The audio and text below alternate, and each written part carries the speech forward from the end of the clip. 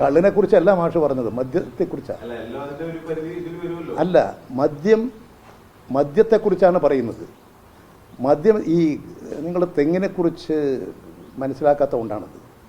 തെങ്ങിൽ നിന്നുണ്ടാകുന്ന അതിൻ്റെ നീര്, അതാണ് നമ്മളിപ്പോൾ അടുത്ത കാലത്ത് ശേഖരിക്കാൻ ഒരു പദ്ധതി തന്നെ തയ്യാറാക്കിയിരുന്നു. അതായത് തെങ്ങിൽ നിന്ന് ശേഖരിക്കുന്ന നീരാണ്.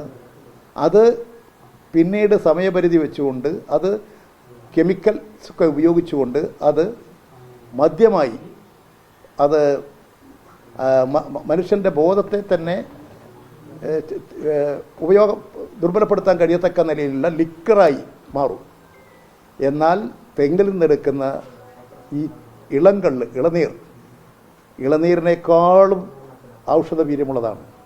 നിങ്ങൾക്കറിയുമെന്ന് എനിക്കറിഞ്ഞൂടെ, പണ്ട് കാലത്ത് നമ്മുടെ നാട്ടിൽ പ്രസവിച്ചു കഴിഞ്ഞാൽ കുഞ്ഞുങ്ങൾക്ക് വീട്ടിൻ്റെ മുറ്റത്തുള്ള തെങ്ങ് ചെത്തി അതിൽ നിന്ന് എടുക്കുന്ന ഈ കള്ള് എന്ന് പറയുന്ന ഈ നീർ, അത് കുട്ടികൾക്ക് ചെറിയ പ്രായത്തിൽ തന്നെ കുട്ടികൾക്ക് കൊടുക്കും.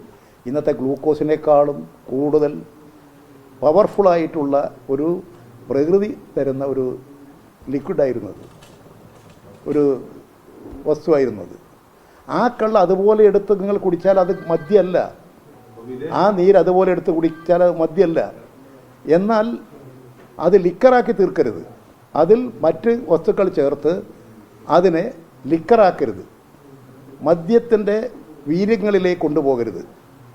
അതൊരു സാധാരണഗതിയിൽ ആരോഗ്യത്തിന് ഗുണകരമായിട്ടുള്ളതാണ് ഈ കള്ള്.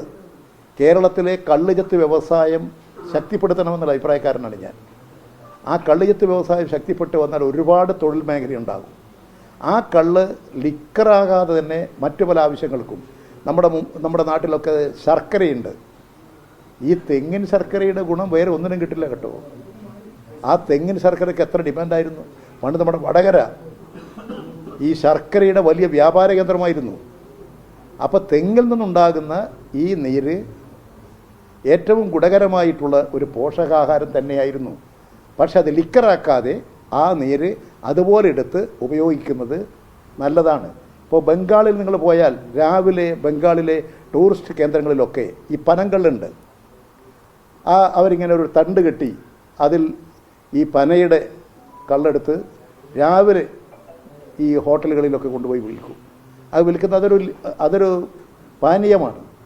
ആ പാനീയം കുടിച്ചാൽ ഇന്ന് നമ്മൾ ബെഡ് ടീ കഴിക്കുന്നതിനേക്കാളും ആ പാനീയം ഗുണകരമാണ്. ഈ തെങ്ങിൻ്റെ പാനീയം അത് ലിക്കറാകാതെ അതുപോലെ എടുത്ത് ഉപയോഗപ്പെടുത്തിയാൽ നല്ലതാണ്. അത് നമുക്ക് മനസ്സിലാക്കാൻ കഴിയണം. അതിനെ ദുർവ്യാഖ്യാനിച്ച് ഇത് മദ്യമാണ്, ലഹരിയാണ് എന്ന് പറയുന്നതല്ല. അതിനെ ഫലപ്രദമായി ശാസ്ത്രീയമായി നമുക്ക് ഉപയോഗപ്പെടുത്താൻ കഴിഞ്ഞാൽ നല്ല ആരോഗ്യത്തിനും അതുപോലെ തന്നെ കുട്ടികൾക്കൊക്കെ വലിയ ഗുണമുണ്ടാകും.